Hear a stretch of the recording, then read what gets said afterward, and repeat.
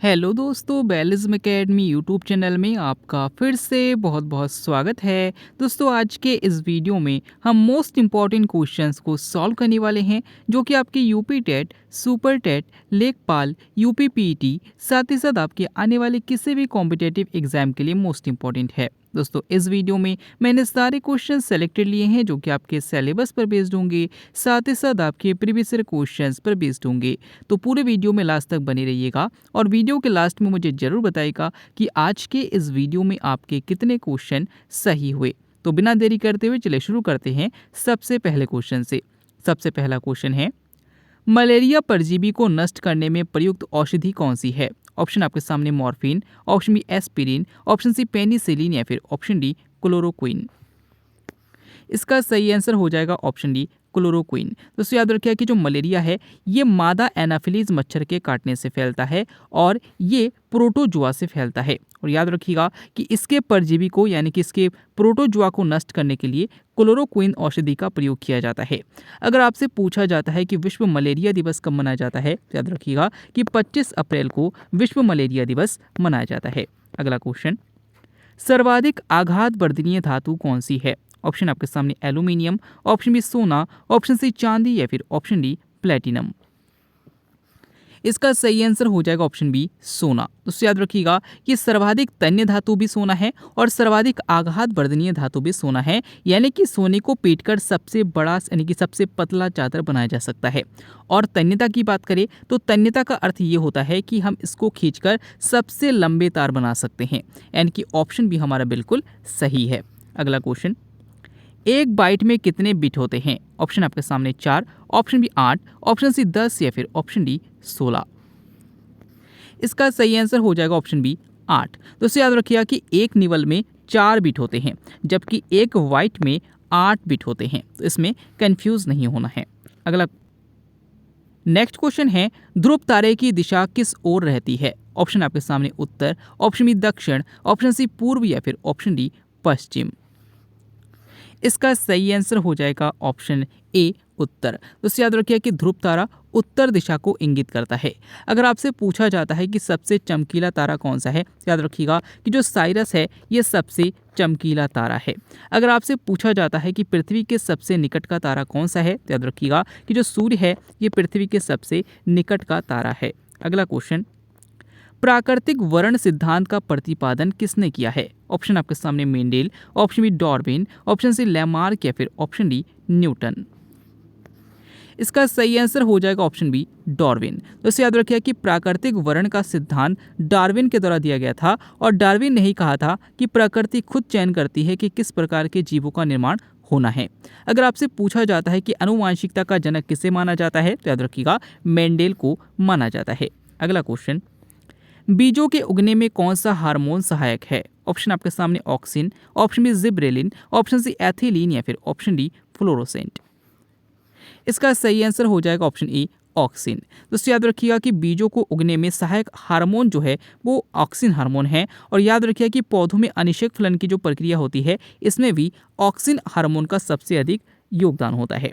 अगला क्वेश्चन, दिल्ली की मोती मस्जिद का निर्माण किसने करवाया था? ऑप्शन आपके सामने Shahjahan, option B Akbar, option C Jahangir या फिर ऑप्शन डी औरंगजेब। इसका सही आंसर हो जाएगा ऑप्शन डी औरंगजेब। दोस्तों, याद रखिएगा कि दिल्ली के जामा मस्जिद का निर्माण शाहजहां ने करवाया था और दिल्ली के लाल किले का निर्माण भी शाहजहां ने करवाया था। और याद रखिएगा कि इसी लाल किले में मोती मस्जिद स्थित है, जिसका निर्माण औरंगजेब ने करवाया था। अगला क्वेश्चन, मिट्टी का अध्ययन क्या कहलाता है? ऑप्शन आपके सामने seismology, option B pedology, option C entomology या फिर ऑप्शन डी इनमें से कोई नहीं। इसका सही आंसर हो जाएगा ऑप्शन बी पेडोलॉजी। दोस्तों, याद रखिए कि मिट्टी का अध्ययन पेडोलॉजी कहलाता है, भूकंप का अध्ययन सिस्मोलॉजी कहलाता है और कीटों का अध्ययन एंटोमोलॉजी कहलाता है। अगला क्वेश्चन, दुग्ध ज्वर किसकी कमी से होता है? ऑप्शन आपके सामने calcium, option B oxygen, option C iron या फिर ऑप्शन डी प्रोटीन। इसका सही आंसर हो जाएगा ऑप्शन ए कैल्शियम। दोस्तों, याद रखिएगा कि कैल्शियम की कमी से दुग्ध ज्वर होता है। अगर आपसे पूछा जाता है कि एनीमिया किसकी कमी से होता है, तो आयरन की कमी से होता है और आयरन की अधिकता से याद रखिएगा लोहा महता रोग हो जाता है। अगला क्वेश्चन, वेदांत किसे कहा जाता है? ऑप्शन आपके सामने वेद, ऑप्शन बी आरण्यक, ऑप्शन सी महाभारत या फिर ऑप्शन डी उपनिषद। इसका सही आंसर हो जाएगा ऑप्शन डी उपनिषद। दोस्तों याद रखिएगा कि वेदों की संख्या जो है वो 4 है। इसी प्रकार से जो वेदांग है इनकी अगर बात करें तो इनकी संख्या 6 है।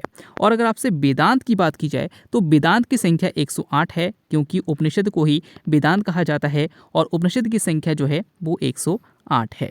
अगला क्वेश्चन, भारत का राष्ट्रीय मंत्र कौन सा है? ऑप्शन आपके सामने ओम, ऑप्शन बी गायत्री मंत्र, ऑप्शन सी सरस्वती मंत्र या फिर ऑप्शन डी ब्रह्मा मंत्र। इसका सही आंसर हो जाएगा ऑप्शन ए ओम। दोस्तों याद रखिए कि भारत का राष्ट्रीय मंत्र जो है वो ओम है। अगर आपसे पूछा जाता है कि भारत का राष्ट्रीय वाक्य कौन सा है तो याद रखिएगा सत्यमेव जयते हैं, जिसे मुंडकोपनिषद से लिया गया है। अगला क्वेश्चन, अलाई दरवाजा का निर्माण किसने करवाया था? ऑप्शन आपके सामने Akbar, option B Alauddin Khilji, option C Chandragupta Maurya या फिर ऑप्शन डी इब्राहिम लोदी।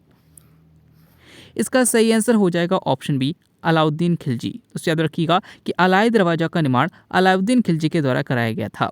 अगर आपसे पूछा जाता है कि हिंदी खड़ी बोली का जनक किसे कहा जाता है तो अमीर खुसरो को कहा जाता है। और याद रखिएगा कि अमीर खुसरो अलाउद्दीन खिलजी के दरबार के कवि थे। अगला क्वेश्चन, भारत भारतीयों के लिए नारा किस संस्था ने दिया था? ऑप्शन आपके सामने है अशासकीय संस्था, ऑप्शन बी आर्य समाज ने, ऑप्शन सी ब्रह्म समाज ने या फिर ऑप्शन डी अन्य।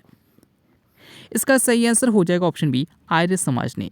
दोस्तों याद रखिएगा कि भारत भारतीयों के लिए का जो नारा दिया गया था वो स्वामी दयानंद सरस्वती के द्वारा दिया गया था और इनका संबंध आर्य समाज से था।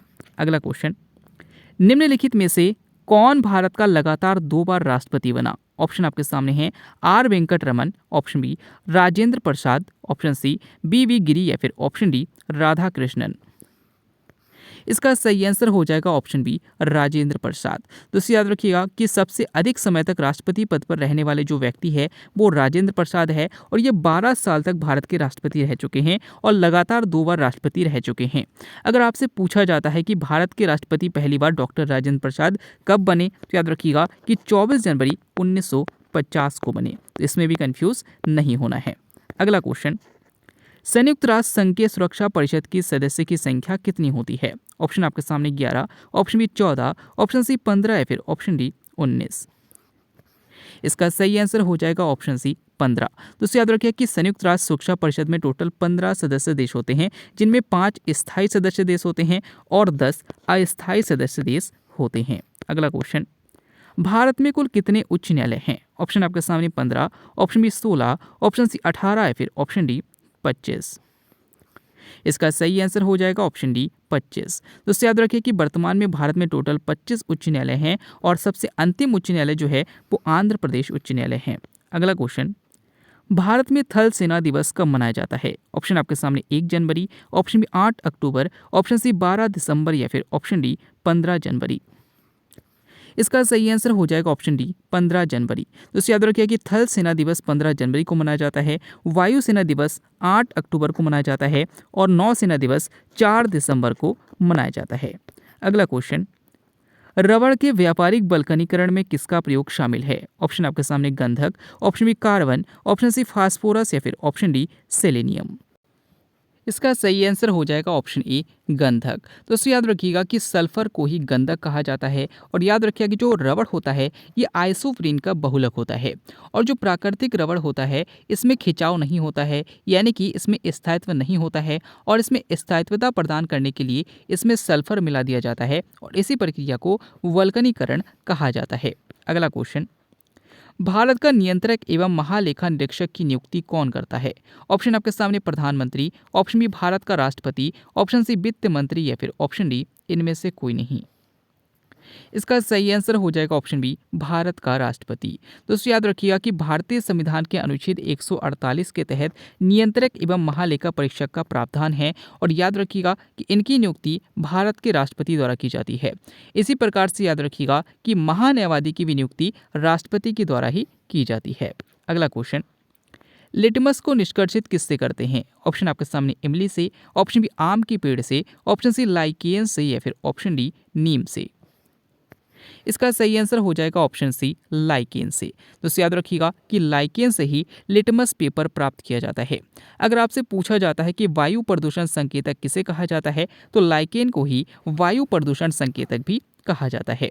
अगला क्वेश्चन, भारत के किस भाग में बम्बू नृत्य प्रसिद्ध है? ऑप्शन आपके सामने Meghalaya, option B Mizoram, option C Nagaland या फिर ऑप्शन डी मणिपुर।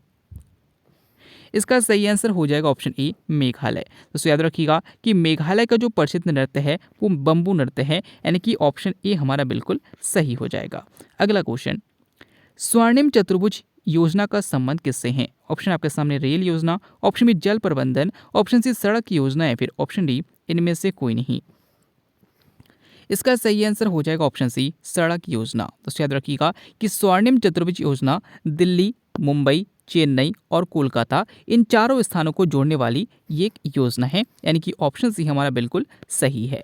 अगला क्वेश्चन, संसार का सबसे छोटा पुष्प कौन सा है? ऑप्शन आपके सामने बुल्फिया, ऑप्शन बी कमल, ऑप्शन सी गुलाब या फिर ऑप्शन डी रेफलेशिया। दोस्तों इस क्वेश्चन के आंसर आपको कमेंट बॉक्स में बताना है। आज के वीडियो में आपके कितने क्वेश्चन सही हुए, साथ ही साथ आज का वीडियो आपको कैसा लगा कमेंट बॉक्स में जरूर बताइएगा। वीडियो अच्छा लगा हो तो वीडियो को लाइक कीजिएगा, चैनल को सब्सक्राइब कीजिएगा। मिलते हैं अगले वीडियो में, तब तक के लिए देखते रहिए, सीखते रहिए।